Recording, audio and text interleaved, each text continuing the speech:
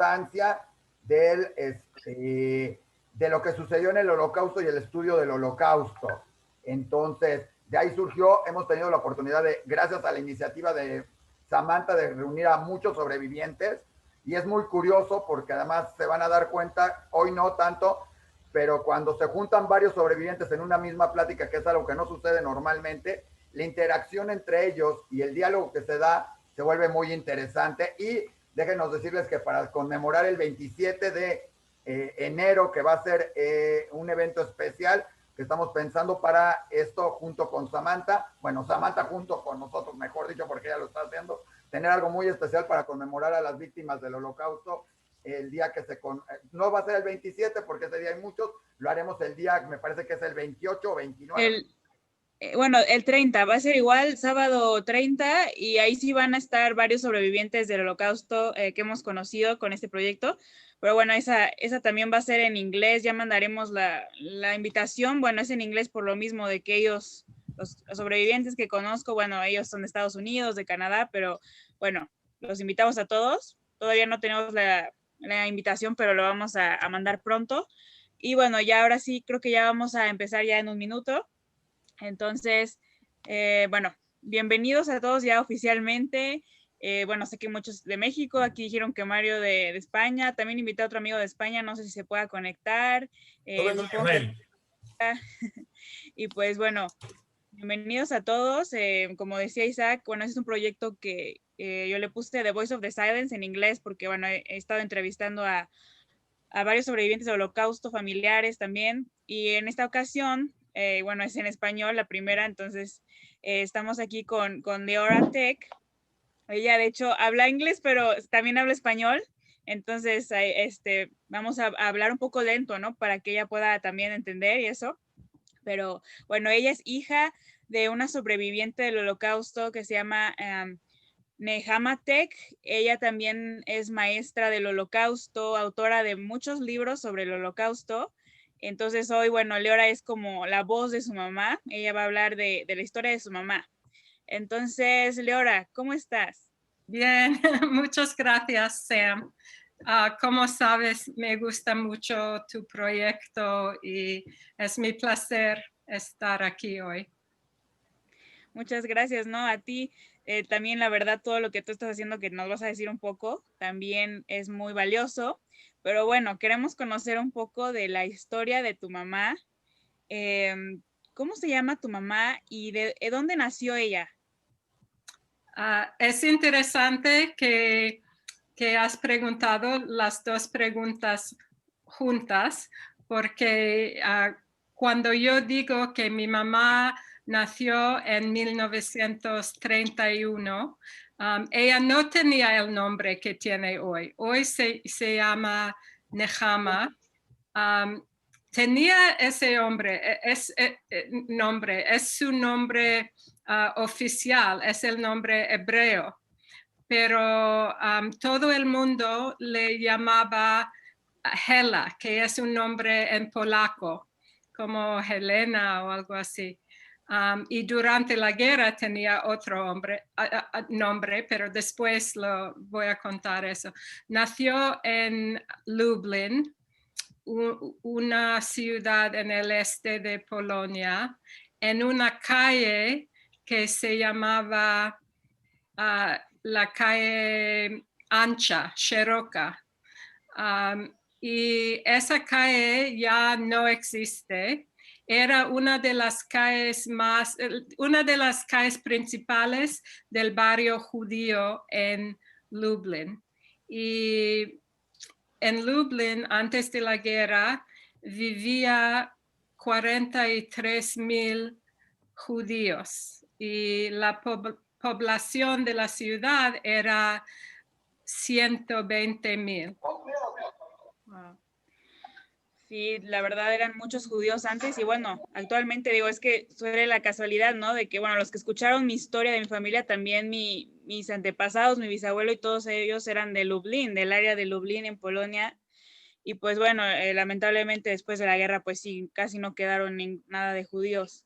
Hoy día hay como 40 judíos en Lublin, 40, 50, algo así. Sí. Pero por eso estamos haciendo esto, ¿no? Para recordar y que la memoria de Lublin también esté, de los judíos de Lublin. Ok, y Laura, quiero preguntarte también, ¿cómo fue la infancia de tu mamá cuando era niña ahí en Lublin? ¿Cómo era su familia? ¿Era religiosa? Ellos, como dije, ellos vivían al principio en la calle Cherokee, en medio del barrio judío, pero después de unos años, los negocios de mi abuelo, porque él tenía dos fábricas, una fábrica de velas y otro de químicos, y tenía éxito en sus negocios, así que ellos se mudaron a vivir en un barrio donde los judíos vivían al lado de los cristianos. Pero mi madre dice que aún si habían cristianos en su edificio, ella no conocía a los cristianos. Su familia era interesante desde el punto de vista de religión, porque su madre, mi abuela, venía de una familia religiosa, pero mi abuelo era huérfano desde la edad de 14 años y él tenía que cuidar a sus hermanos menores, así que él no era religioso. Entonces, en su casa, porque los judíos comen kosher, no sé en español si hay una palabra, y tenían los platos para carne, los platos para leche y los platos para el cerdo que mi abuelo comía.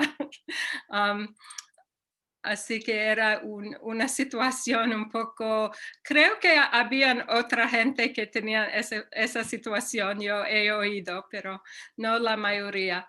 Los abuelos de mi madre, mis bisabuelos, eran muy religiosos. Cuando ellos venían a visitar, a la familia tenía que cuidar a todas las leyes de Shabbat y las cosas así. Sí, es interesante, ¿no? Pues como llevaban su vida, tal vez no eran 100%, ¿no? Como tú dices, con las tradiciones y todo, pero bueno, claro que sí. ¿Y cuántos años ella tenía cuando empezó la guerra? ¿Cómo cambió su vida también cuando empezó todo esto de la ocupación nazi? Ella tenía 8 años cuando los alemanes invadieron a Polonia y como sabes, ellos empezaron a poner restricciones o prohibiciones sobre a los judíos. Por ejemplo, ellos no podían ir a la escuela. Para mi madre eso fue,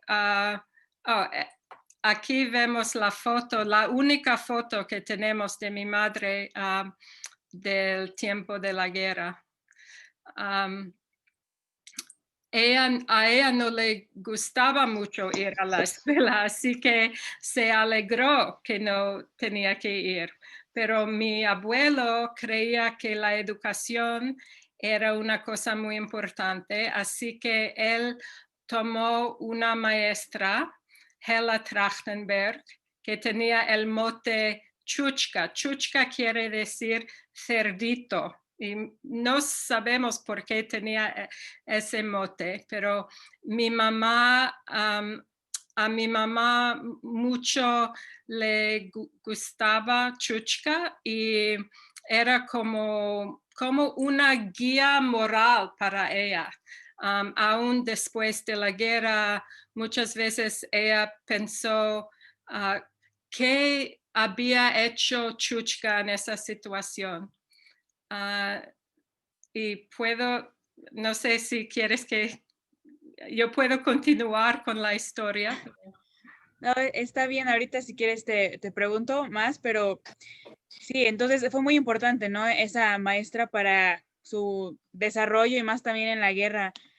por lo que nos dices y también que escuché un poco de su testimonio, que bueno, también si alguien quiere escucharlo de boca de ella, podemos después mandarles el video, ¿verdad? De ella hablando de su vida. Pero bueno, también quisiera preguntar como, ¿qué experiencias como impactantes ella te contó sobre su infancia en la guerra? O sea, cosas que ella veía o que tenía que hacer para sobrevivir, su familia, por ejemplo, no sé. Ella no contó nada porque ella no hablaba de la guerra durante 30 años y no sabíamos que que nació en Polonia, creo, pero no mucho más que eso. Y solamente cuando yo tenía 16 o 15 años, ella empezó a leer, ¿cómo se dice? Memorias de otros sobrevivientes. Y entonces ella dijo que sus memorias empezaron a rogar que ellos también quieren estar en el papel, y ella empezó a escribir sus memorias, y el libro Dry Tears, Lágrimas Secas, es un libro que cuenta su experiencia. Y yo conocí lo que pasó con ella durante la guerra cuando leí el libro. No es que ella nos sentó y dijo, hoy voy a contar. No, teníamos, mi hermano y yo, que leer el libro como todos. Y desde el libro yo sé que ellos tenían que mudarse al gueto a un cierto punto, y en el gueto en Lublin ellos tenían que vivir con otra familia en 2 habitaciones, y la otra familia era una familia religiosa. Entonces mi abuelo hizo su balcón, cocina, no sé cómo se dice, en este piso donde vivía también la familia religiosa. Y un día, el 16 de marzo 42, mi abuela vino a casa en una estado muy agitada porque ella era criada en casa de una familia alemana, y la esposa, la mujer de esa familia, había llegado y diciendo que tenéis que salir del gueto porque van a empezar a liquidar el gueto hoy día. Y ellos tenían que hacer una decisión, decidir de repente si iban a creer a esa mujer. No es como hoy, si alguien venía y decía a mí, tienes que salir de tu casa, yo creo que yo diría, pues tengo que pensar de qué estás hablando, voy a tomar tiempo a pensar si tienes razón, pero no había like the luxury, no sé, de hacer eso en esos tiempos. Tenían que to act.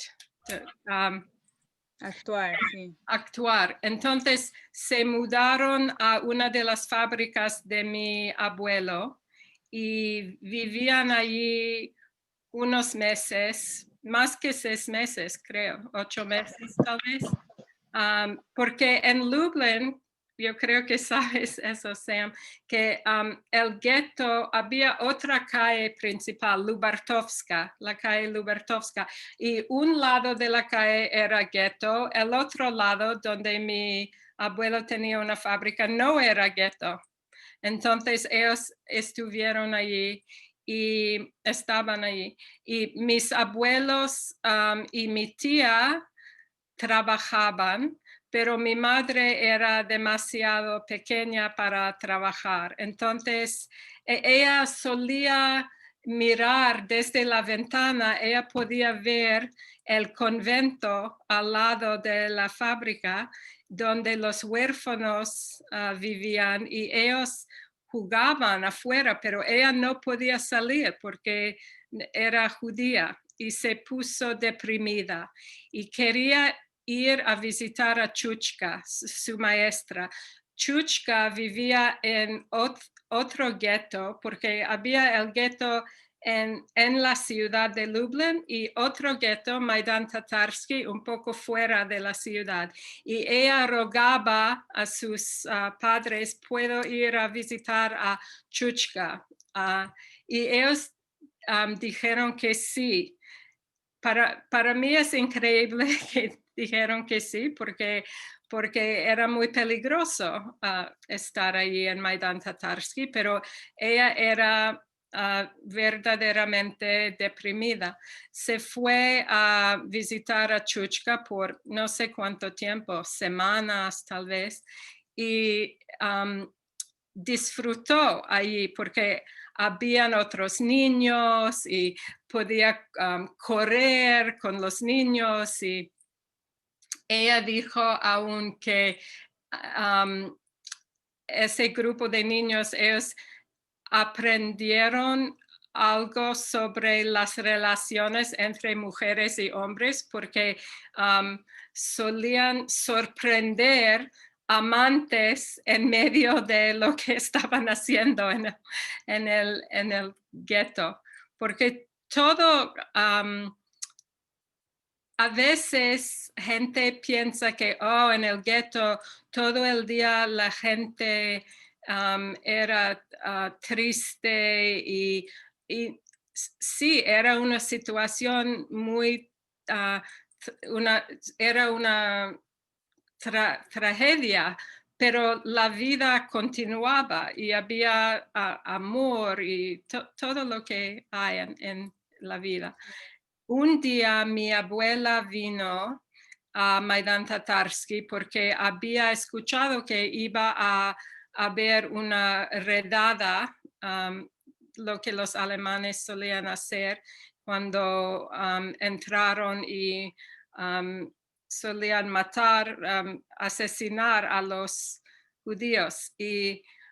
Pero mi madre decía, no, quiero estar un día más. Y mi abuela dijo, ok, un día más. Pero a las 4 de la mañana se despertaron porque los alemanes vinieron y ellos tenían que encontrar un lugar para esconderse.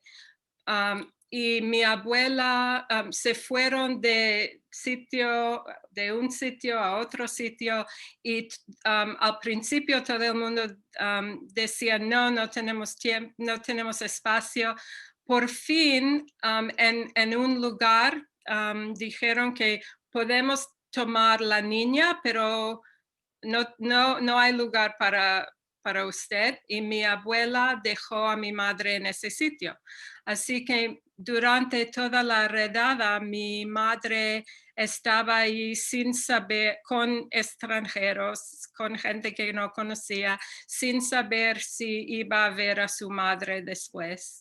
Sí, y ella como niña en sus memorias, bueno, dices que no lo supiste hasta que la leíste, pero ella no cuenta como qué es lo que ella sentía, o imagínate ser una niña, ¿no? Y que te separen de tus papás y tengas que estar con personas extrañas ahí escondiéndose.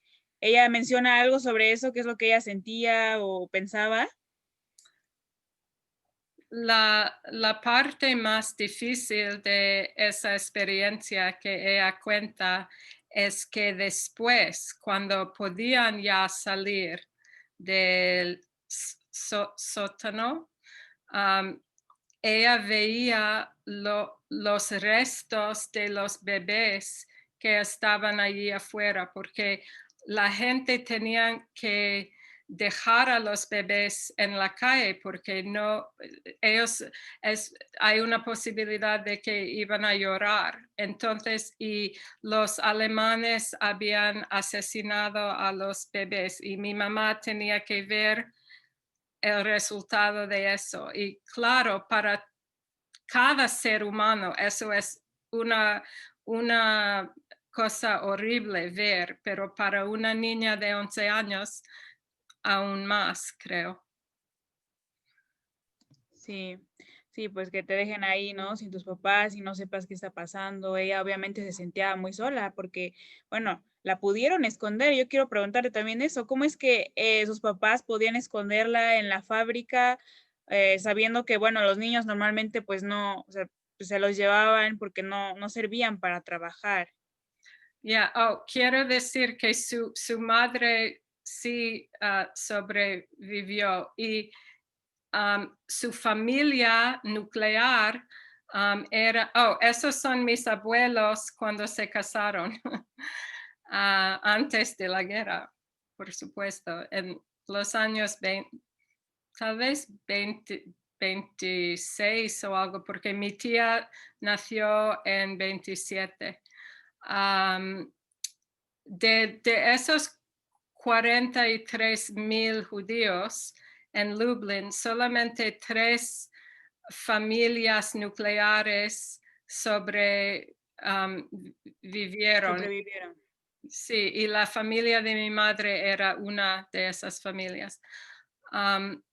No sé exactamente la respuesta de tu pregunta, cómo podían estar en la fábrica o por qué no.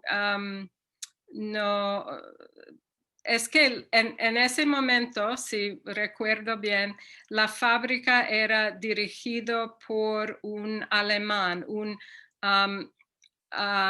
Volksdeutsch. Eso era como una persona que tenía raíces alemanes en Polonia. Y tal vez por eso, no sé. Sí, porque claro que es impactante en lo que tú dices, ¿no? Que su familia fue una de las únicas 3 familias de Lublin que sobrevivieron. Bueno, no sé si es específicamente de la ciudad de Lublin o de la región de Lublin, ¿no? Porque en el caso de mi familia, bueno, no, en ese tiempo ya no vivían en Lublin, pero sí varios de los antepasados, o sea, familiares de mi bisabuelo, pues ellos sí fueron asesinados, pero bueno, ellos no vivían en Lublin en ese tiempo, entonces no podría decir tampoco. Pero lo que sí, Pero Operation Reinhardt, que era el comienzo de la asesinación de los judíos polacos, empezó en Lublin y por eso ¿cómo se dice? El porcentaje de judíos que sobrevivieron allí era aún más bajo que el número que ya es bajo de los judíos que sobrevivieron en toda Polonia.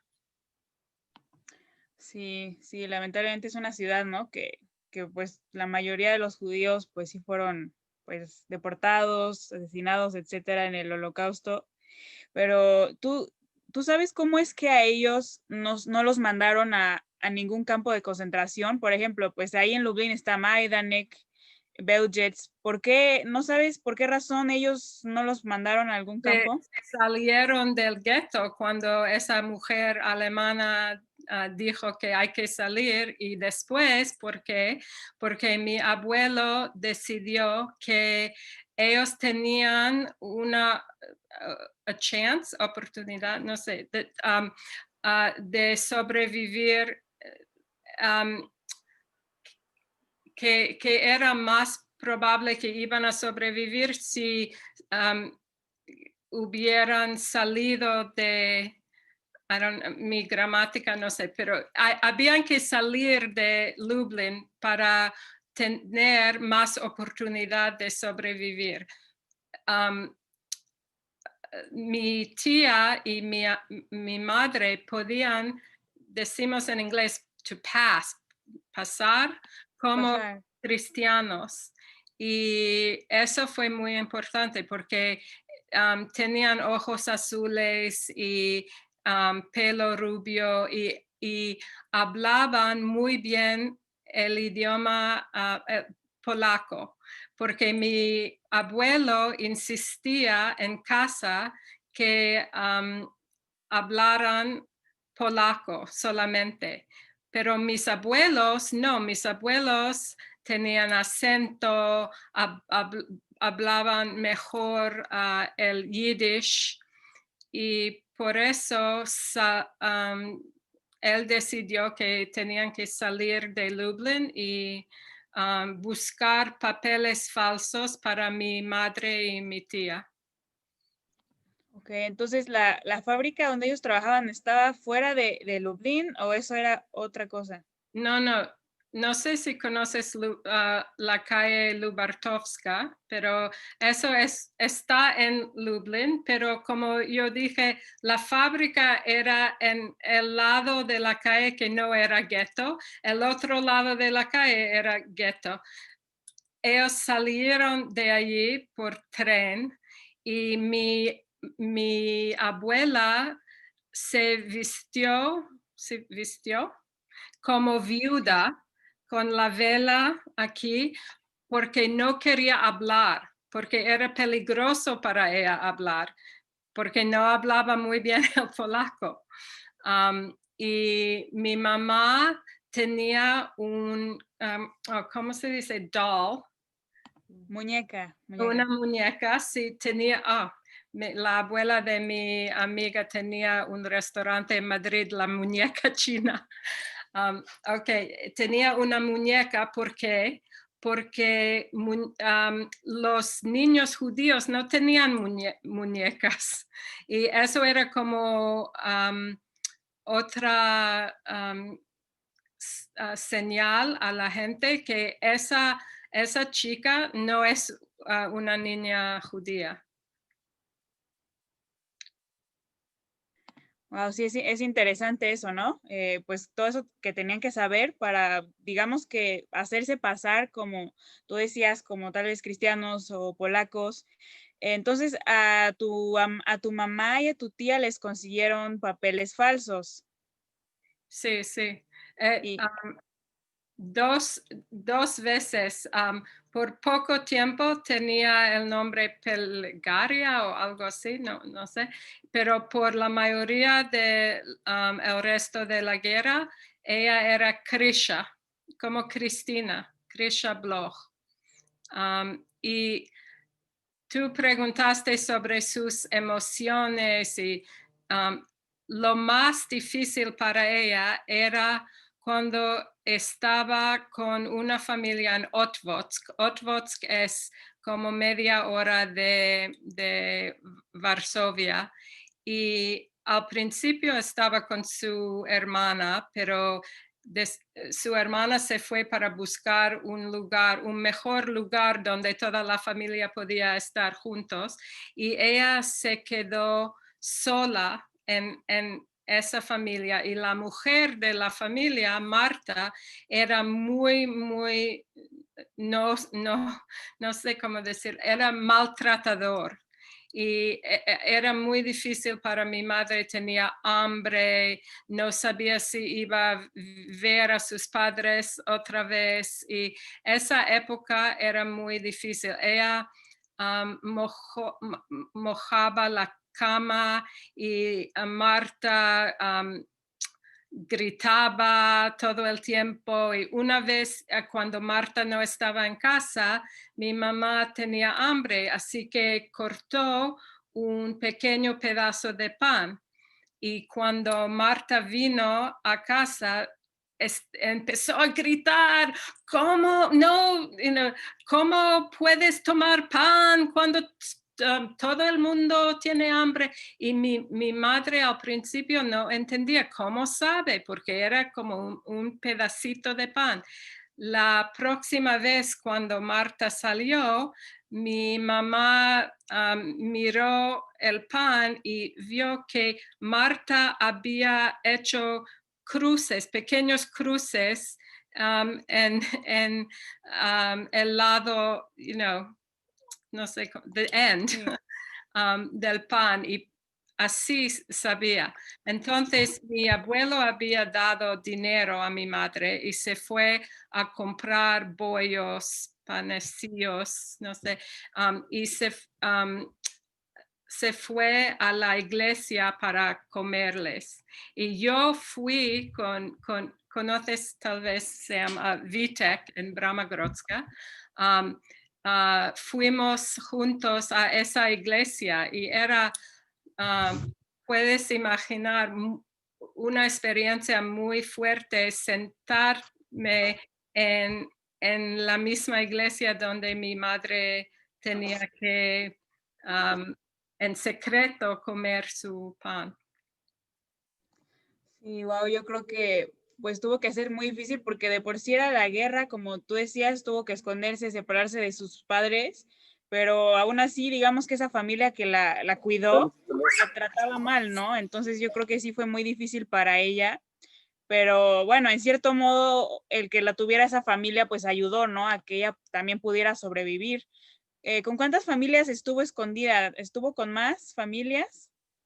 Sí, mi tía encontró en Kielce, que mucha gente conoce porque había un pogrom allí en 46, pero en Kielce otra familia, la familia de la hermana de Marta. Entonces ellos tenían que sacar a mi madre de la casa de Marta, pero sin decir que están haciendo eso. Así que decían que mi abuela era enferma y mi mamá tenía que viajar para estar con ella o algo así. Y aún dejó mucha de no tenía mucho, pero una parte de sus cosas, de sus vestidos y todo eso. Y se fueron a Kielce. Esas familias salvaron a la familia de mi madre para dinero. Pero eso, y por eso era muy importante no decir a Marta que iban a sacar su, ¿cómo se dice? Income, Así estaban haciendo dinero de esos Sí, su ingreso. judíos. Creo que se llamaban en esa época ¿cómo se dice? Cat, gatos. Gatos. Yeah. Estaban sacando su gato. Pero sabemos que en Polonia, si tú tomaras un judío en su casa, there was a death sentence. Una sentencia de muerte. Sí, Ajá. sentencia de muerte. Y en Kielce, mi madre, el dinero iba a acabarse. Entonces mi abuelo sabía que tenía que pensar en algo, porque si no hay dinero, ¿por qué ellos van a tenerlos ahí en casa? Así que él inventó un plan que mi abuela empezó a hornear bollos durante la noche, y durante el día mi madre se fue al mercado para vender los bollos. Wow, entonces con ese dinero es lo que planeaban para pagarle a las familias, ¿cierto? Para que los pudieran esconder. Entonces, bueno, qué mal que esas familias lo hacían nada más por dinero, ¿no? Pero bueno, por lo menos gracias a ellas fue que, pues, que pudieron sobrevivir. Eran familias, me imagino, católicas, cristianas, ¿verdad? Católicas, sí. Y mi madre tenía que aprender cómo rezar y todo eso. Y aún hoy a veces hace eso cuando hay algo difícil, ¿sabes? Se fueron a la iglesia. En su libro, en Dry Tears, ella cuenta cómo era Navidades. Y allí en Kielce estaban bastante cercas. Eran 12 personas, 4 de la familia de mi madre y 8 de esos polacos católicos, pero eran bastante cercas. Había una buena sentimiento entre ellos. Bueno, buena relación. Buena relación, sí. Y bueno, después de que estuvieron escondiéndose, ¿por cuántos años estuvieron escondiéndose por ejemplo, en las casas y todo esto? Salieron de Lublin en 42 en noviembre, creo. Y estuvieron hasta 45 en Kielce. Ok, y después de que terminó la guerra, ¿ellos qué hicieron? ¿Su familia, qué pasó con ellos? Cuando la guerra se acabó, la familia pidió que no decir nada a los vecinos. Y ahora entendemos que tenían miedo de lo que iba a pasar, pero mi madre sentía triste que ellos no estaban orgullosos de lo que habían hecho. Y después volvieron a Lublin. No sé si creo que dije que la calle donde mi madre nació, Shiroka, no existe hoy, pero también la calle donde vivía cuando entraron los alemanes, la calle Piarska, tampoco existe hoy. Cuando ellos llegaron en 45, creo que podían haber visto que solamente una pared de su edificio quedaba. He visto una foto de 44 que parece así, solamente con una pared.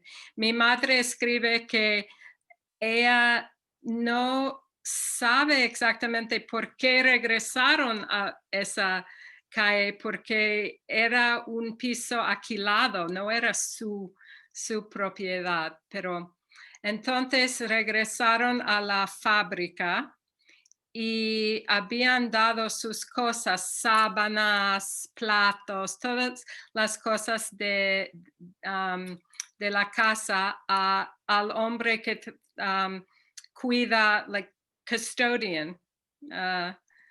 Custodiaba, sí. En custodia. Custodia, sí, que limpia y todo eso. Y ellos durmieron el primer noche en casa de ese señor y mi madre veía que los platos son nuestros platos, los vasos nuestros vasos, las sábanas nuestras sábanas. Y miró a su padre y mi abuelo hizo un señal que no hay que decir nada, y después dijo que mejor que esas cosas son con esa gente que con los alemanes. Y por poco tiempo mi abuelo volvió a ser jefe de la fábrica, pero entonces habían gente, Polonia después de la guerra todavía no era un lugar seguro para los judíos y querían asesinar a mi abuelo y tal vez a mi madre y mi tía también. Mandaron a mi madre y mi tía a Łódź, otra ciudad en Polonia, para estudiar, pero después mi abuelo decidió que tenían que salir y salieron y se fueron para Alemania. Pero quería decir otra cosa sobre las relaciones con esa familia en Kielce, porque era muy interesante. Mi abuelo era una persona muy inteligente, muy no solamente inteligente, pero como sábado, se dice, sábado, like Sí. wise. No, sabio. Sabio, sí, sabio. Y cuando ellos tenían problemas, por ejemplo, una pareja de esas 8 personas tenían problemas entre el hombre y la mujer, y ellos se fueron a mi abuelo para ayudar, pero él era un judío escondido con esa familia, pero de todas formas tenía como una posición de honor. Otro ejemplo, cuando ellos recibieron mantequilla, un pedacito de mantequilla para 12 personas, fue mi abuelo que tenía el papel de Cortar. ¿qué? No, cortar y dividir, ¿no? Proporcionar la mantequilla a todos. Y para mí eso es muy interesante. Después de la guerra invitaron a Basha. Basha era la hija que tenía 16 años de la familia y ella iba a casarse. Mis abuelos invitaron a Basha a Lublin para darle su trousseau, la ropa para la boda y todo eso. Y después no escucharon nada. Ellos pensaron que no, que la familia en Kielce no les había invitado a la boda. Pero 65 años después, yo supe, I found out. Sí, supe. Supe que Basha no se casó con ese señor, no había una boda. Y porque Vitek y yo y mis hijos fuimos a conocer a gente de esa familia. Oh, sí, que es muy interesante, ¿no? Ya después ya tú después, lo que te quería preguntar justamente es eso, que si después tú ya investigaste más sobre la familia de tu mamá y todo esto. ¿Sobre la familia de mi mamá o la familia que salvó a mi mamá? Bueno, me refiero como a la historia en general. Porque yo creo que yo quiero contar sobre el contacto que tuvimos con la familia. Sí, claro. Un día en Kielce, en los años 90, había un grupo de turistas de Israel. Y Basha, estaba sentada en su terraza y ella gritaba a ese grupo, ¿alguien puede ayudarme? Y una mujer que se llamaba Miriam, no recuerdo su apellido, ella empezó a hablar con Basha. Basha dijo que tal vez puedes encontrar en Israel 2 hermanas que estuvieron con mi familia durante la guerra. Su nombre era Bavnik. Y esa mujer, Miriam, dijo, claro, voy a ayudarte. Pero mi madre ya no vivía en Israel, su hermana sí vivía en Israel, pero ninguna de las dos tenía el apellido Bavnik. Pero lo que pasó es que yo vivía en Israel durante los años 90. Yo tenía una amiga allí, Shosh Bavnik, de Argentina. Y ya no éramos muy amigas, no la había visto mucho tiempo, pero esa Miriam encontró el nombre de Shosh en el libro de números y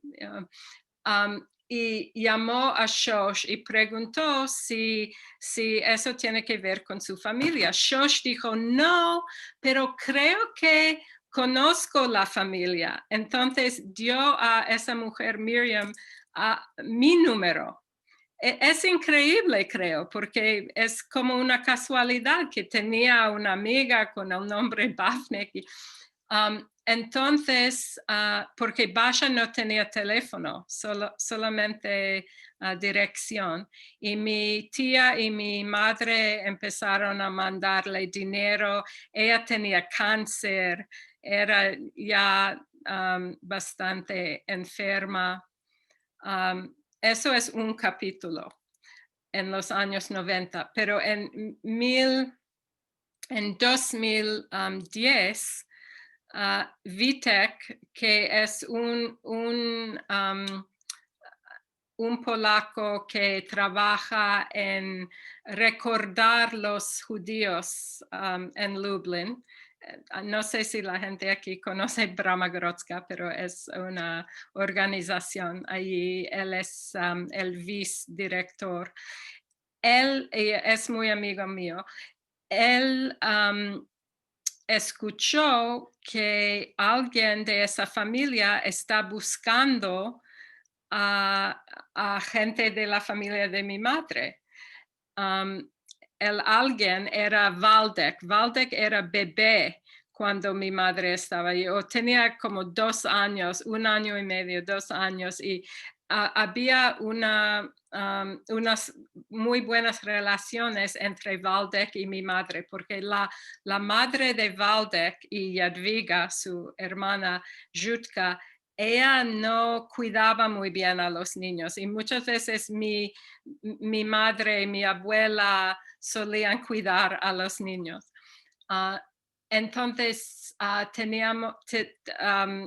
Vitek tenía la dirección de Valdek y fuimos a conocer a Valdek, y también fuimos a buscar a Jadwiga, porque Jadwiga vivía en Otvotsk, donde la primera familia estaba al principio, y era febrero, había mucha nieve y entramos en una calle muy estrecha, muy pequeña. Teníamos que salir del coche porque el coche no podía ir con la cantidad de nieve que había, y acercamos a una casa muy sencilla, con un perro afuera que gritaba, y salió de la casa una vieja mujer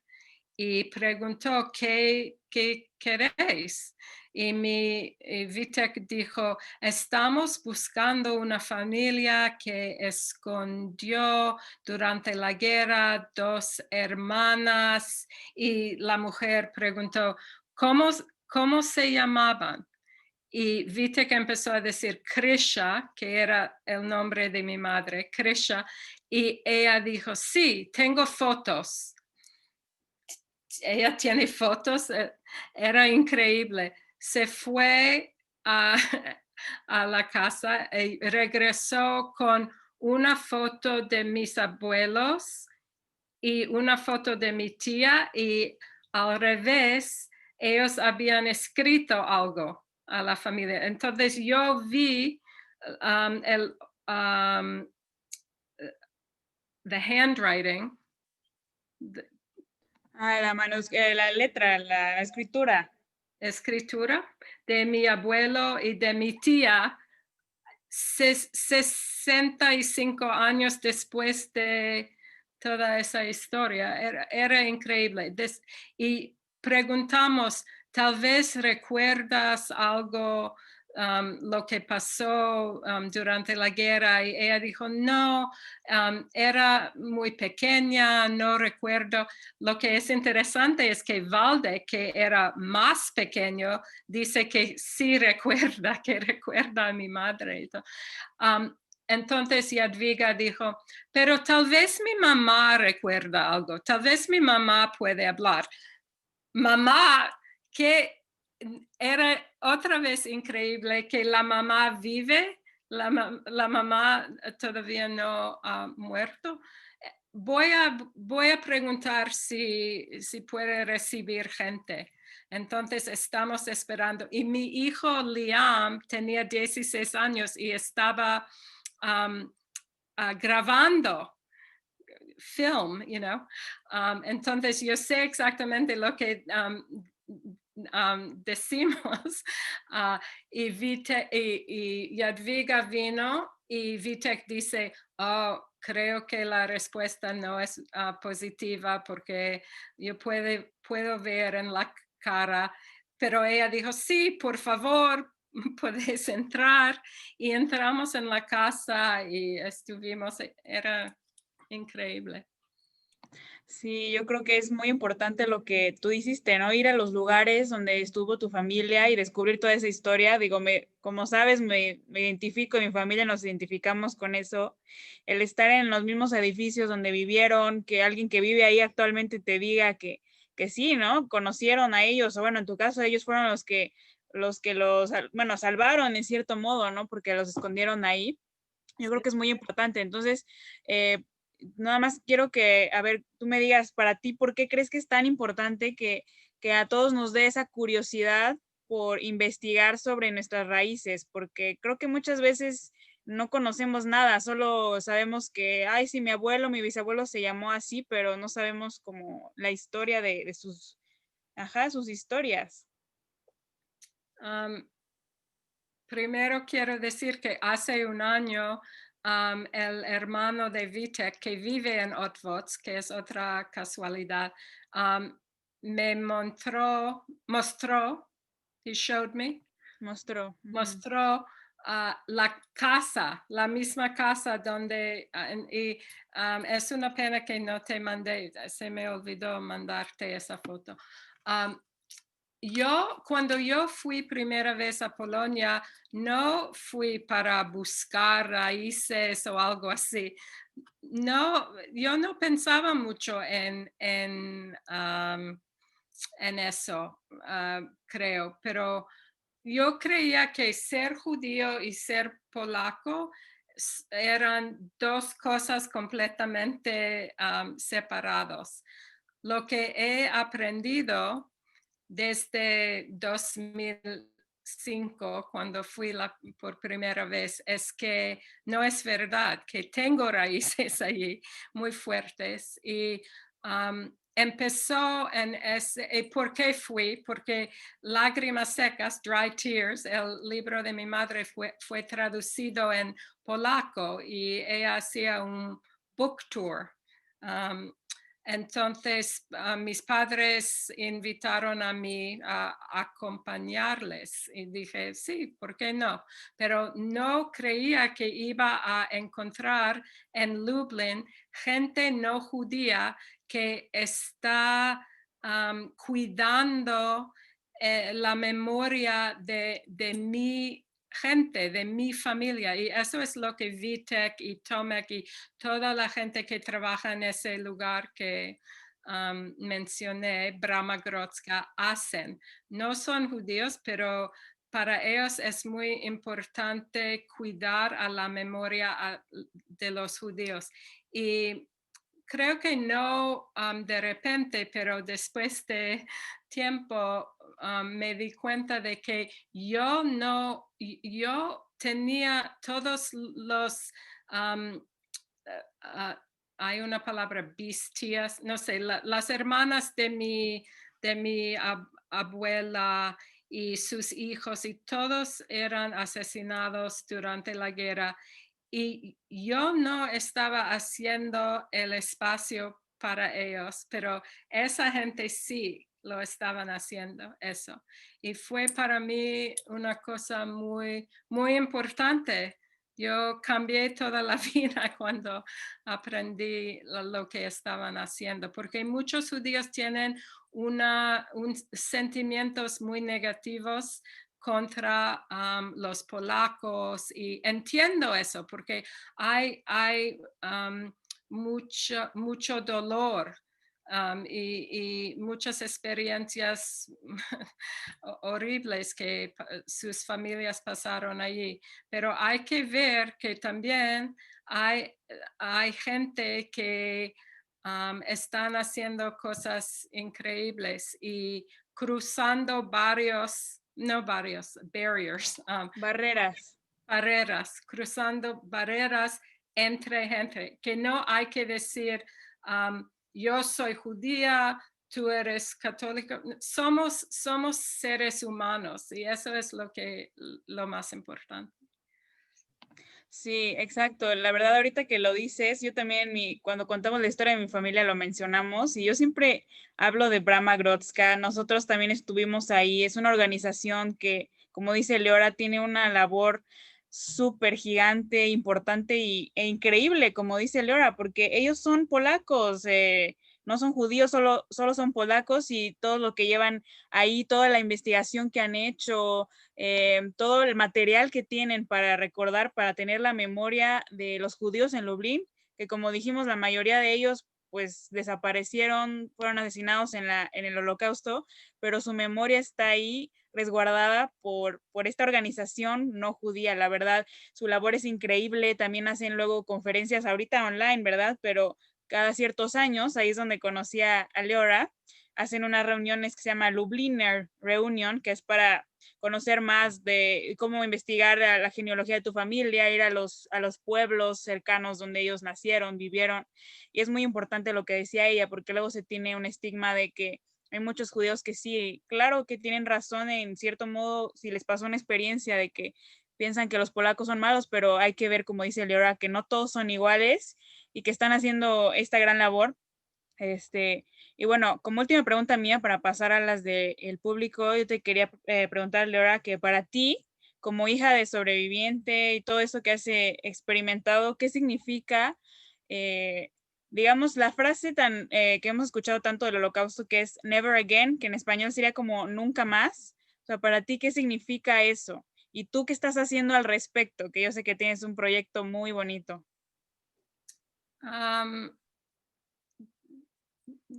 ¿Cómo se dice? Unfortunately, desafortunadamente. Sí.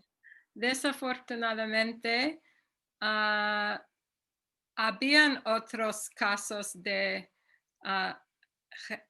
genocide. Genocidios. ¿Cómo? Genocidios. Genocidios después del Holocausto. Así que a mí no me gusta mucho a veces tengo el sentido de que el never again es un poco vacío, solamente decir eso. Pero, ¿qué podemos hacer? Yo creo que lo que tú estás haciendo, Sam, es una respuesta. Hay que contar las historias. Hay que... lo que yo no quiero olvidar es la gente, las personas que vivían. Claro, no puedo conocer a todos, no tenemos, hay muchas historias que nunca vamos a conocer, pero una vez, hace poco, yo escuché un hombre en el mundo del Holocausto que dijo que él está esperando el día en que no necesitamos museos del Holocausto. Y yo entiendo lo que estaba diciendo, pero para mí siempre vamos a necesitar contar las historias de la gente. Queremos conocer a la gente porque si no, estamos logrando lo que los alemanes querían, porque ellos no solamente querían asesinar a la gente, pero también a la memoria. No podemos llevar a la gente muerte, no podemos hacer nada, pero podemos hacer algo que tiene que ver con la memoria. Y eso, y por ejemplo, si Tomek Pietraszewicz, que es el director de Brahma Grodska, escuchó cuando era niño pequeño una historia de su maestra de matemática, que durante la guerra ella vio un chico, un pequeño chico judío que le estaban Garando, dragging, Jalando. jalando a su muerte. Y durante 5 minutos su cabello se puso cana. Y él nunca olvidó esa historia, pero cuando empezó Brahmagrotska, preguntó a los que estaban con él en la clase, ¿recuerdas esa historia? ¿Recuerdas? Nadie recordaba, solamente Tomek. Y él tenía una decisión.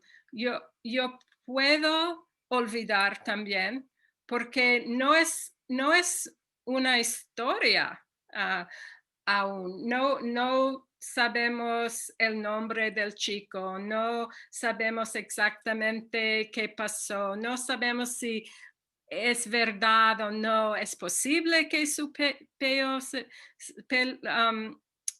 pelo se fue en 5 minutos, cambió de color. No, pero él decidió, yo voy a contar esa historia porque ese pequeño niño tiene que tener un sitio en la memoria de la gente. No importa que no sabemos cómo se llama.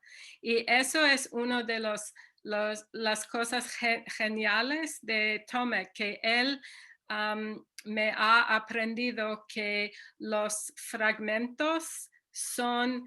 ¿Fragmento es una palabra? Sí. Sí, ok. Los fragmentos son importantes como las historias completas, tal vez más importantes que las historias completas.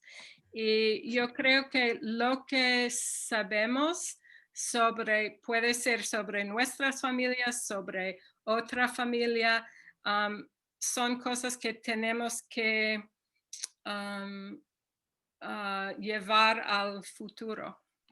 Sí, a las siguientes generaciones, ¿no? Yo creo que lo que dices es pues muy importante, ¿no? El recordar y el no solamente en este caso del holocausto, decir, sí, never again, que nunca suceda, pero hacer algo al respecto.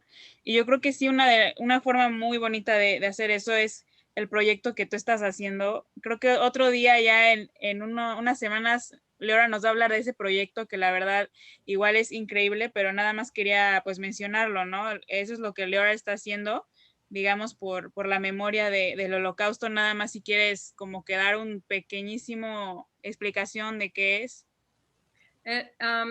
Es un archivo. Un archivo online en el internet con gente en Polonia que están cuidando la memoria de los judíos en muchas maneras, como profesores, guías, maestros, con arte, con teatro, limpiando cementerios.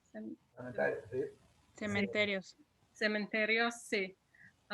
Porque yo creía que era muy importante también tener sus voces, las voces de los polacos que están haciendo esa obra.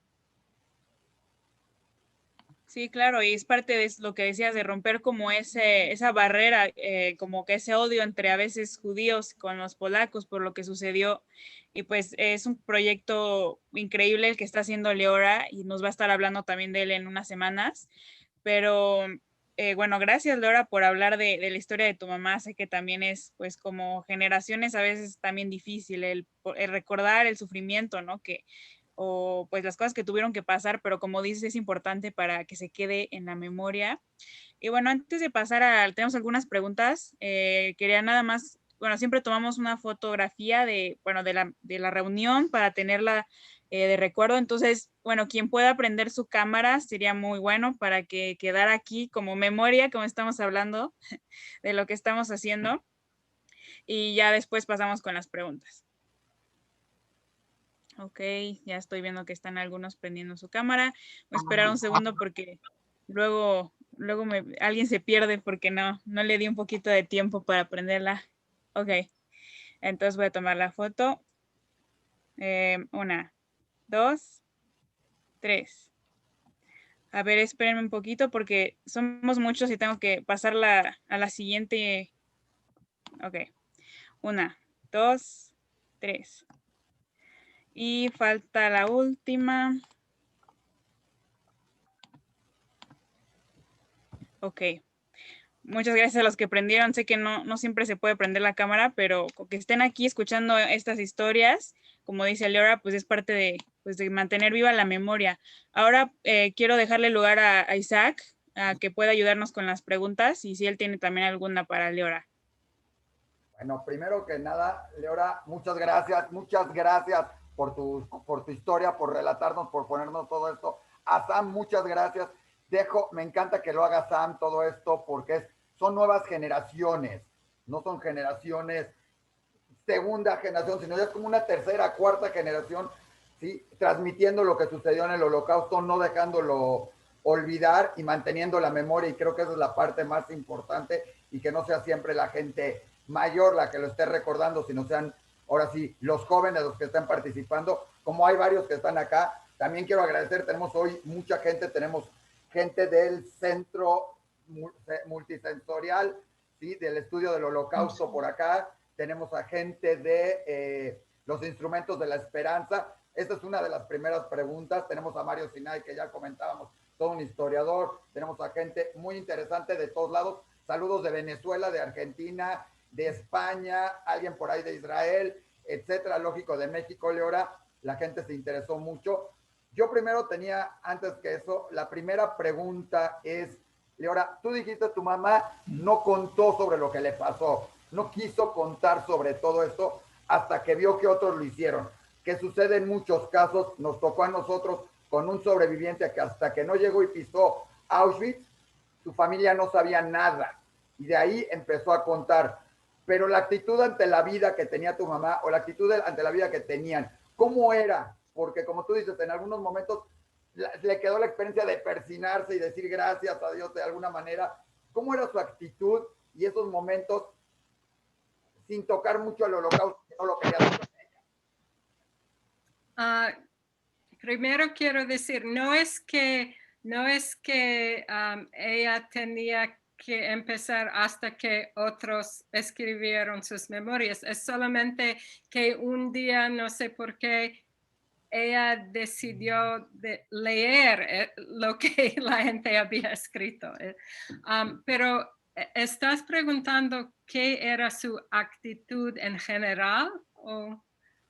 Sí, su actitud ante la vida general, o sea, cómo la tomaba la vida. Hemos platicado con varios sobrevivientes, algunos tomándola de un sentido como agradeciendo a la vida y tomando un nuevo sentido, otros que sienten todavía el dolor de lo que les pasó y todo esto, y muchos lo reflejan hacia sus hijos y hacia sus nietos y todo eso. Por ahí tenemos una sobreviviente que se convirtió en rockera, ¿sí? Con sus poemas que escribió. Entonces, ¿cuál es la actitud que tenían a eso y cómo se lo transmitieron a ustedes, a sus hijos, ¿no? O a ti, a tu hija. Yeah, es muy difícil para mí decir en general cómo era su actitud. Y también es la única madre que he tenido, no puedo comparar con otros.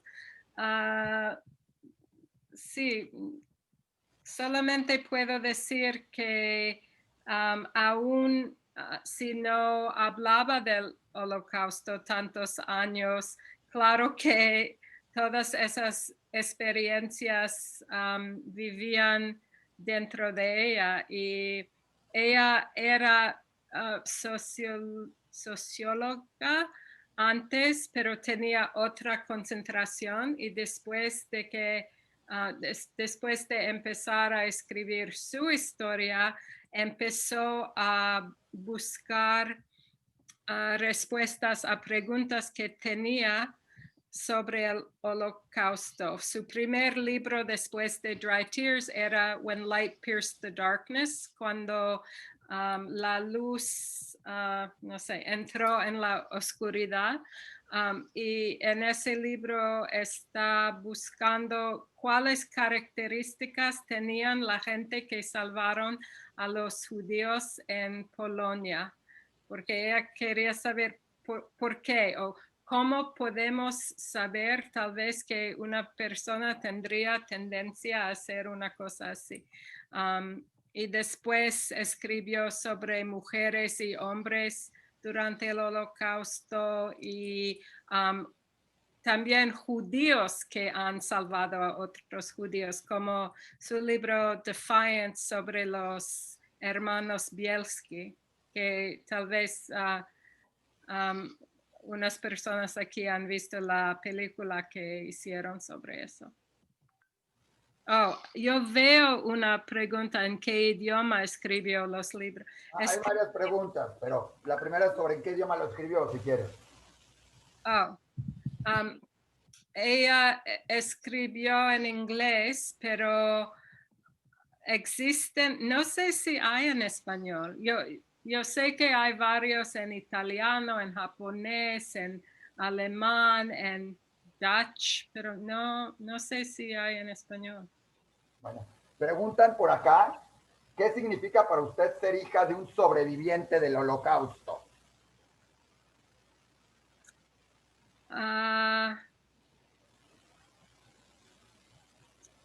Creo que lo que yo, como dije a mi madre, que es mi única madre, yo soy yo. Y eso es una cosa que, un dado que puedo definir a mí misma, pero hay muchas cosas.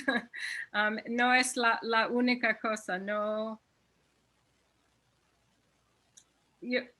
Can you say en un mano y en otro mano, como en inglés, on one hand and on the other hand? On one hand, yo pienso que es solamente una cosa, pero en el otro lado he dedicado a mi vida a esos temas. Entonces creo que sí es importante y creo que es importante que una hija de sobreviviente es la que está diciendo que hay buenos polacos. Yo tengo más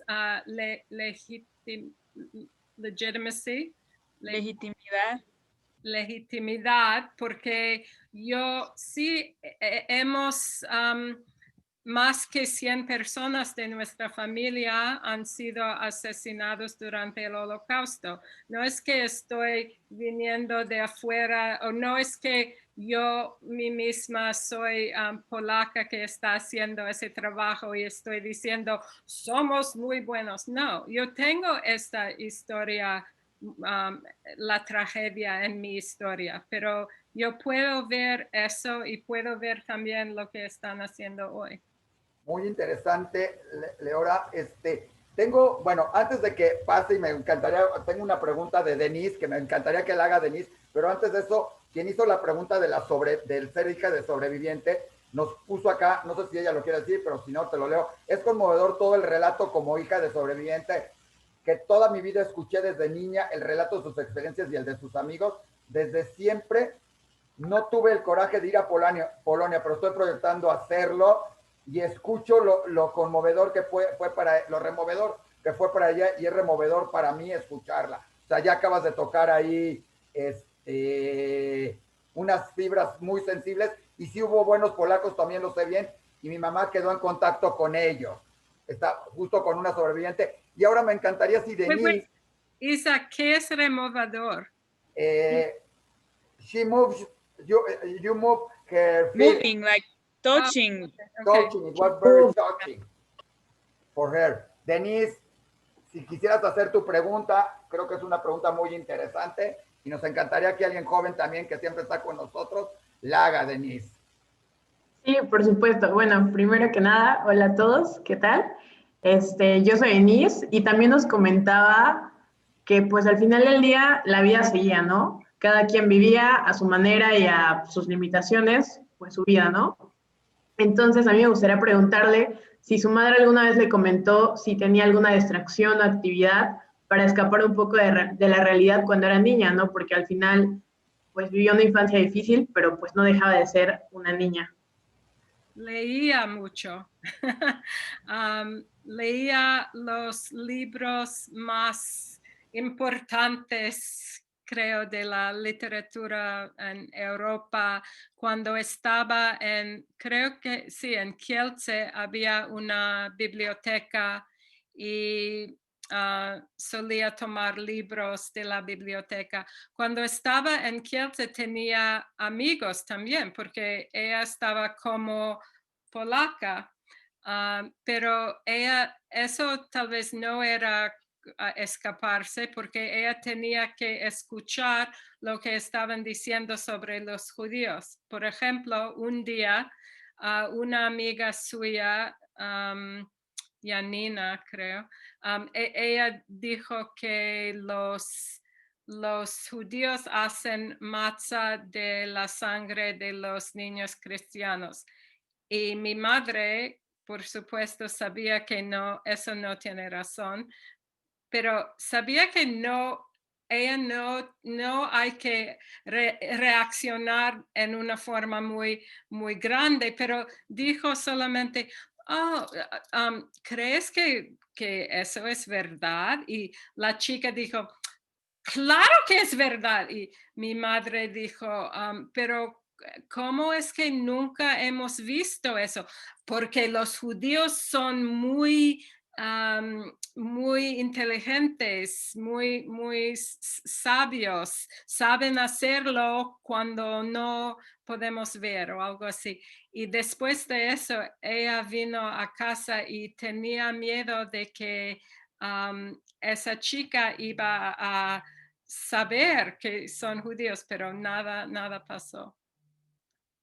Pero la respuesta es leer libros. Sí, sí, bueno, pues muchísimas gracias por responder mi pregunta. Gracias. La joven que preguntó, la persona que preguntó sobre la hija del sobreviviente, también trabaja en el Centro Recordatorio del Holocausto en Uruguay y te quiere decir algo y nos encantaría que lo pueda hacer. Rita, por favor. Bueno, hola, ¿cómo estás, Leora? Muy bueno tu español. Sí. Quería decirte algo que quería saber si tú sientes lo mismo. Yo siento que los hijos de sobrevivientes tenemos una conexión invisible, no importa cuál sea nuestro trabajo o de dónde vengamos, el hecho de ser hijos de sobrevivientes, tenemos una conexión muy fuerte, muy importante. De alguna manera somos hermanos. Y quería felicitarte por esto hermoso que estás haciendo, que me ha llegado tanto al corazón, que es otro empujoncito más que yo quiero hacer ese viaje a Polonia para encontrar mis raíces, ¿verdad, Mario Sinai? Mario, y felicitar a la organización por hacer este tipo de... me están pidiendo el correo, con mucho gusto les voy a dar mi correo. Felicitar a la organización por hacer este tipo de trabajo. Cuando tú dices, Leora, que el nunca más puede ser vacío, esto que estás haciendo es algo muy importante para el nunca más. Y yo pienso que todas las generaciones tenemos que estar involucrados en esto. Felicitarlos a todos, abrazarlos y especialmente a Leora en este día. Quedo a las órdenes desde mi pequeño país, Uruguay. Hacemos mucho trabajo por esto. Un gran abrazo y muchas gracias. Muchas gracias. Leora, gracias Rita, gracias a cada uno. Leora, sabemos que las personas tienen muchas historias y son parte de conservar la memoria, pero también los objetos mantienen la historia, todo esto. Yo tengo dos preguntas en este sentido. Uno, ¿hay algunos objetos, aparte de la muñeca, como tú platicabas, que sean simbólicos de esa época para tu familia, todo? Y la segunda, tenemos aquí en el público, bueno, y en México, una asociación, una fundación que está rescatando instrumentos musicales y cada instrumento musical tiene su historia sobre el Holocausto, ¿sí? son los instrumentos de la esperanza, son instrumentos de historia. Y quiero preguntarte, porque siempre se lo hacemos a todos, si sabes si tú, tu mamá o alguien tiene algún contacto o alguno, o con la gente que estás de Brahma o de Polonia con todo esto de Neshama, algunos instrumentos que puedan contar esta historia para que fueran agregados también. Conozco por lo menos una persona, tal vez más, que están haciendo research. Investigación sobre algo que tiene que ver con la música. Puedo preguntar, un scholar, Holocaust scholar, profesor de Holocausto en Polonia, Jacek Leochak, él dio una tertulia sobre las cosas que podemos encontrar en la tierra de los campamentos de concentración. Por ejemplo, en Majdanek han encontrado muchas cosas y él habló de llaves y like keys and locks. La cosa. Candados y llaves. Candados. Candados y llaves. Llaves. Y él dijo que si la gente llevara llaves consigo, eso quiere decir que creían que o iban a regresar a sus casas o que tenían dominio sobre sus cosas, que podían proteger a sus cosas. Y eso nos dice mucho sobre lo que estaban pensando o por lo menos esperando.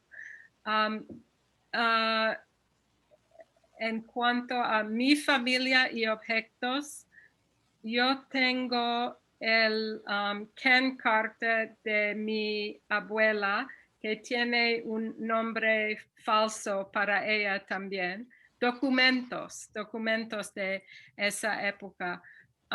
Yo dije al principio que la foto que Sam mostró era la única que tenemos de mi madre durante la guerra, y por eso tiene mucho valor sentimental. Sí. Creo que Miriam quería hablar. Bueno, Miriam es la... Es la misma que hablamos ahorita de Instrumentos de la Esperanza, pero Miriam, adelante. Voy a hablar directamente. Sí. Leora, te agradezco enormemente lo que nos estás platicando. Realmente es invaluable lo que tú estás haciendo. Y te quiero platicar un poquito, Instrumentos de la Esperanza, como bien dijo Isaac, somos una asociación relativamente nueva, que lo que queremos es justamente cuidar y dar voz y enseñar a las futuras generaciones acerca de el Holocausto, lo que sucedió, a través de algo que puedan ver, que puedan tocar. Lo que nosotros estamos buscando son instrumentos que tuvieran alguna relación con algún sobreviviente, ya sea que lo hayan tocado durante esta terrible época o que les haya salvado la vida. Entonces, por medio, Samantha, mil gracias, porque a través tuyo y a través de mucha gente que oiga esta plática y que sepa acerca de instrumentos, probablemente nos puedan ayudar. Cualquier cosa, por favor, con Samantha, con Isaac, si saben de algo, se los vamos a agradecer. Y Leora, nuevamente, mil felicidades y mil gracias por escucharte. Muchas gracias. Gracias, Miriam. Es más, ya hay por acá alguien que nos comentó, ya te lo pasaremos del museo, que tienen una trompeta por ahí, entonces ya te estaremos diciendo, Miriam. Wow. Gracias a todo ahí, Rita, con esto. a todos. Y me encanta que haya más gente joven que quiera participar, otro que nos participa desde siempre, está, y además desde España. Marcos, por favor, ¿tenías alguna pregunta para Leora? Nos encantará escucharte. Sí, pues en primer lugar, gracias por contar tu historia. Así como pequeña reflexión, mi país, España, ganó la guerra el fascismo y muchas historias han quedado silenciadas. Mucha gente no quiere hablar, incluso a día de hoy, 40 y tantos años después, es un tema que es tabú, que está prohibido, que hablas de este tema y te dicen, ya estás con lo mismo, deja a los muertos en paz o no remuevas el pasado. Y yo cuando dicen eso me cuesta entender esta reflexión. Por eso me alegra que personas como tú, valientes, saques lo que pasó, cuentes la historia de tu mamá y para mí es un orgullo. Me gustaría hacerte dos preguntas. La primera es, ¿cómo es que conoces también nuestro idioma? ¿Por qué alguien de Polonia sabe español? ¿Cómo sé hablar español? ¿Cómo puedo hablar?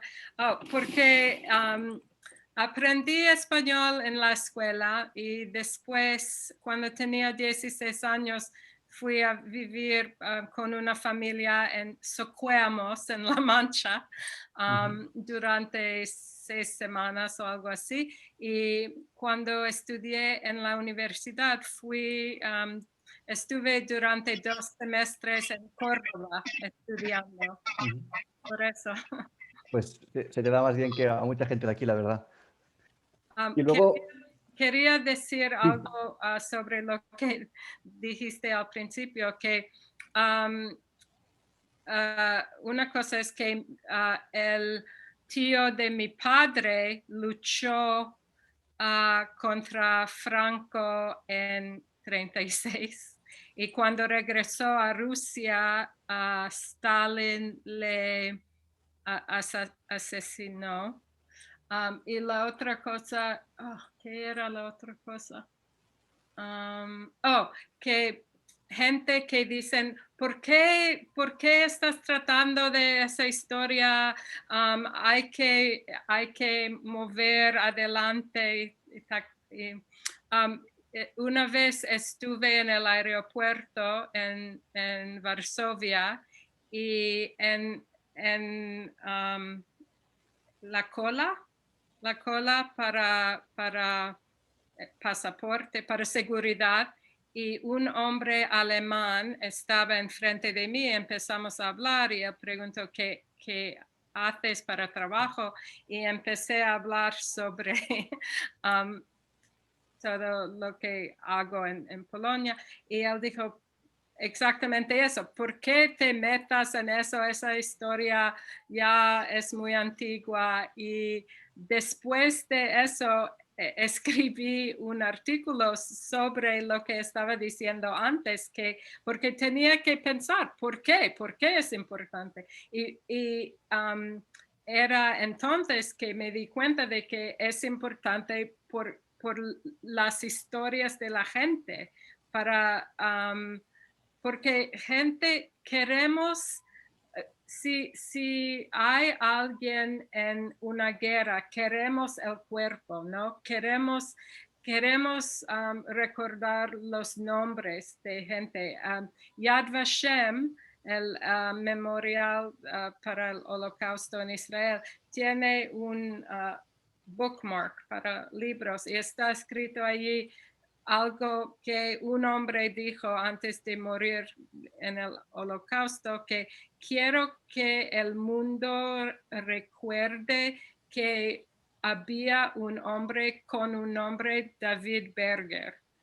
Solamente el nombre es muy poderoso y si conocemos más, sabemos más, aún más. Totalmente. Y además aquí en España hace poquito sacaron a un dictador que llevaba 40 años enterrado y era el único dictador en Europa que tiene su propio palacete, que es Franco, que estaba en el Valle de los Caídos, que se construyó está enterrado debajo, creo que con 100.000 personas muertas de la guerra y nadie sabe los nombres, nadie sabe quién hay, si está tu abuelo, si está tu padre y a día de hoy aquí en España se sigue luchando. El gobierno ahora parece que está dando un poquito de ayudas, pero hay muchas personas que incluso se están muriendo con 90, casi 100 años y no saben si su padre, si su hermano, si su tío, siguió con vida o qué pasó con ellos. Mm. Y luego, la segunda y última pregunta, me gustaría preguntarte qué opinas o qué estrategia manejarías cuando alguien niega el Holocausto o dice que es exagerado o que no pasó como se nos cuenta. Porque en las redes sociales, YouTube, Instagram, Facebook, me doy cuenta que a veces veo algún vídeo, algún comentario, algún reportaje y el 80% de los comentarios son todos malos, de gente que lo niega. Y es gente Sí. joven. Sí, y a mí como joven me preocupa, me inquieta, porque el día que la gente superviviente, los hijos de supervivientes ya no estéis, ¿qué va a pasar? Y eso me da miedo. Vi una vez una película en un festival de cine de películas judías y era sobre dos hermanas jóvenes en Rusia que no sabían nada al holocausto, no conocían la palabra holocausto y se fueron a Auschwitz a aprender la historia.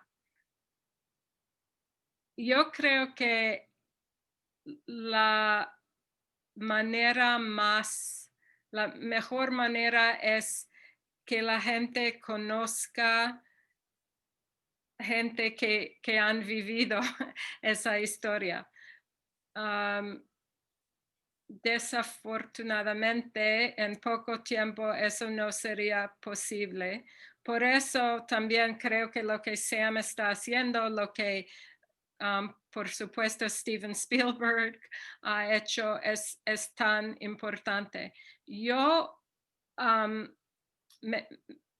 Es muy triste lo que estás contando, que 80% de los jóvenes en los conventos no creen que el holocausto sucedió.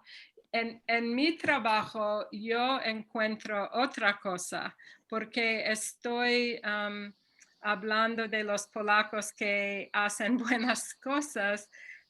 Siempre la gente me está diciendo no hay que ir a Polonia, todos los polacos son antisemitas, cosas así. Yo estoy luchando contra este tipo de creimiento, no sé.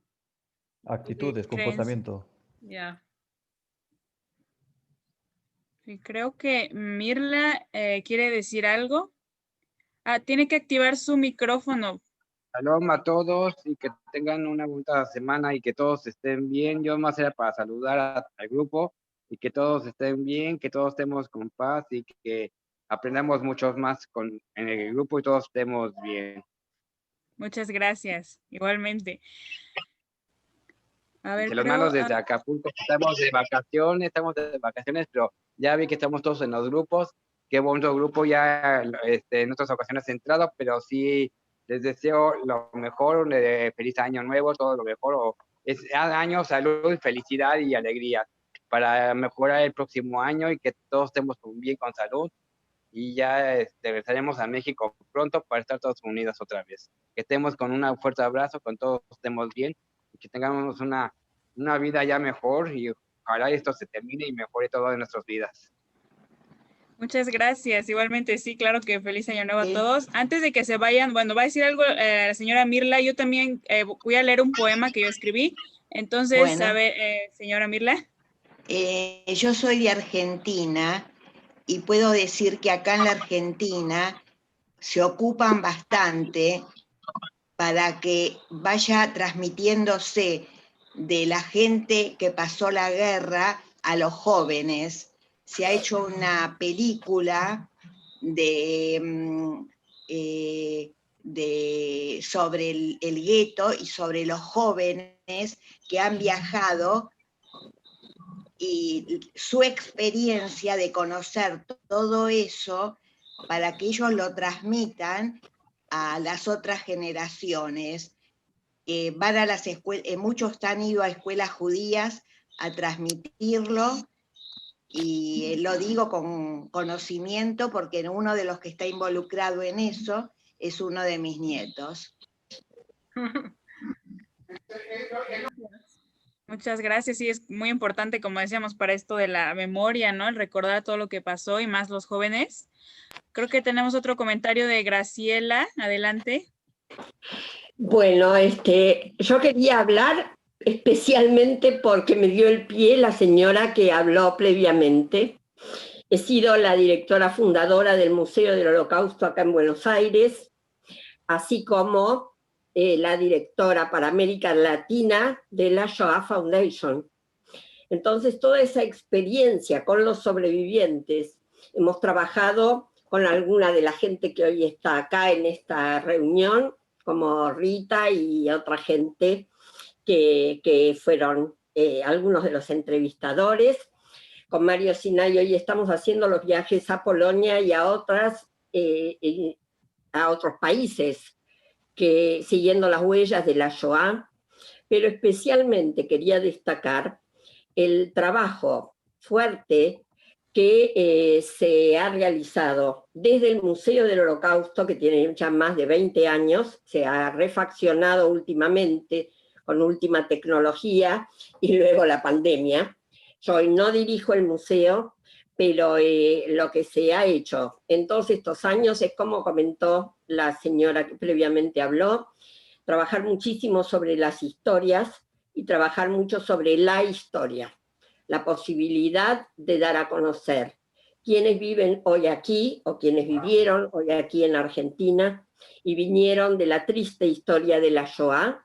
Muchos de ellos no hablaban, comenzaron a hablar en especial después de la Shoah Foundation y los testimonios, y lo hicimos en escuelas, lo hicimos con la policía, lo hicimos con institutos militares, y yo creo que todo eso no solamente va acercándonos al tema y va acercando a otra gente al tema, judíos y no judíos, sino que también va enseñando esto otro que ustedes comentaban en las charlas, extraordinaria charla, Leora, sobre aquello que va pasando entre los grupos que parecieran antagónicos.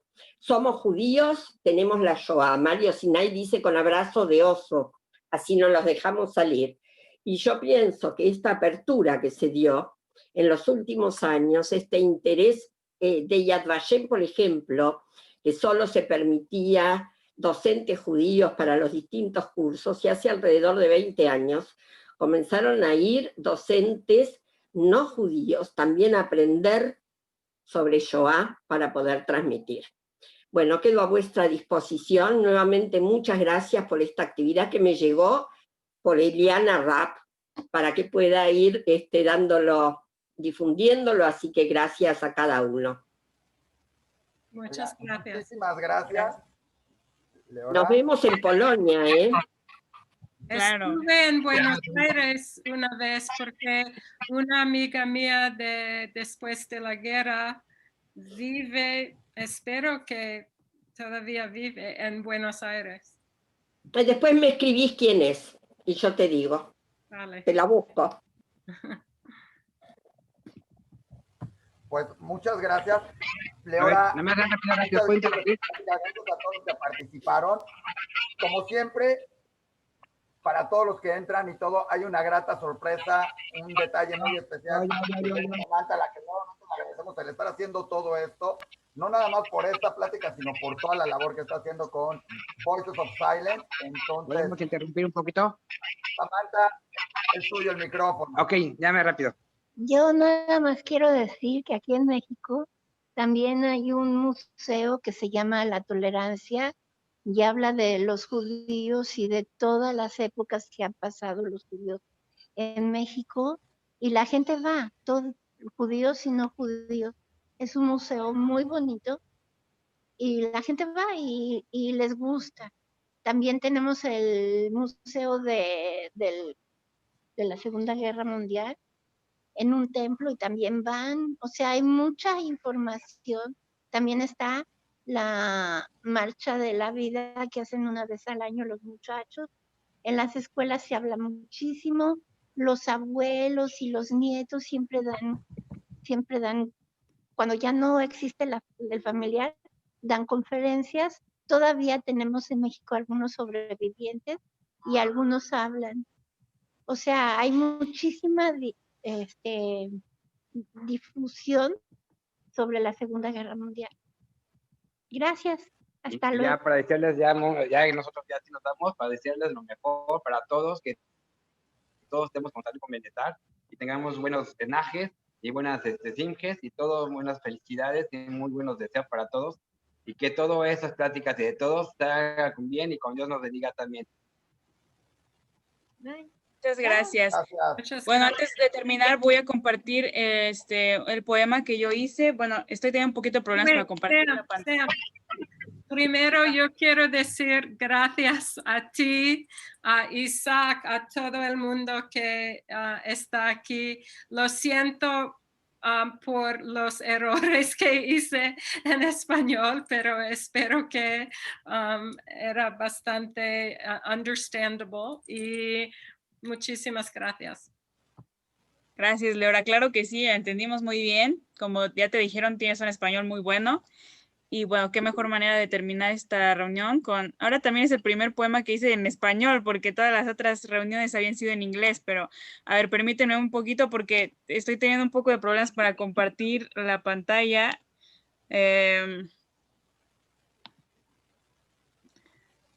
Bueno, a ver, voy a intentar compartirla porque no sé qué pasaba. Ok. Nosotros ya nos damos. Ahí nos dejamos. Suerte, que estén bien. Gracias. A ver, creo que ahí se ve, bueno, no se ve completo, pero perdón, no sé por qué tengo un poco de problemas, pero bueno. Lo voy a leer, solo que hay un poco de ruido, déjenme ver qué pasa.